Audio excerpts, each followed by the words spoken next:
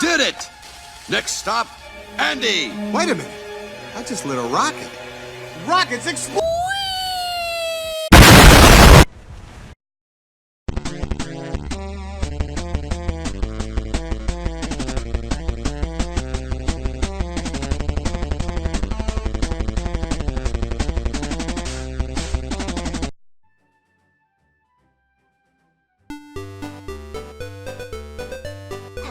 The HMS King George V. What is great about her? We will talk about that later. For now, let's give her some backstory. She participated in numerous operations on 2 oceans and something else. Her famous operation is probably the pursuit of Bismarck, where she took part in hunting down the mighty German steel. Anyway, she actually had some refits, like getting new radar, increased fuel capacity and other small improvements. So we may get a retrofit for her if you still feel like creating balance. They can just call it historical accuracy. She is probably one of the most underrated ships in the game. Seriously, a submarine? I thought I searched King George V. Her only good points are high firepower and a decent HP pool. But don't let it fool you. She has great skills. She is actually a tier 1 battleship.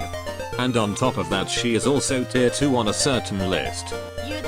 Her first skill gives her a time-based barrage. It is very decent in terms of damage and covers a wide area as well. Keep in mind it is position based, so it is advised to set her as your flagship. The second part of this skill, if you have a big gun, your first salvo's reload time will be reduced by 75%, which is huge. On top of that, it gives you 20% crit rate. She has 8% base, so with it you can have a 28% base crit rate on her. Plus the skill reduces the spread range, meaning more concentrated damage. Overall a great skill improving many aspects of the ship. This makes her a great mob fleet clear flagship. In my opinion, this is the main reason why she is useful, at least to me. The second skill.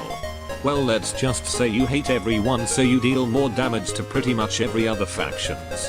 But aside from that, when you have 3 or more Royal Navy ships in your fleet excluding King George herself, she gains numerous bonuses, but we only care about the reload and firepower boost. You may ask the question after reading this, why are you running a full Iron Blood front line? Well, I have to farm Rune, you see. She won't do it herself at all.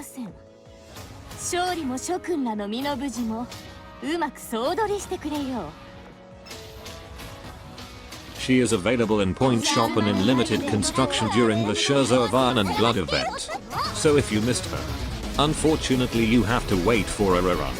That time try to farm the 8k coins for her. What else left? The equipment.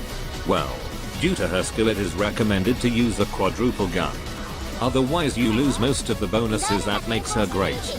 For secondaries a triple 155mm will do the job, hopefully one-shooting the enemy suicide boats.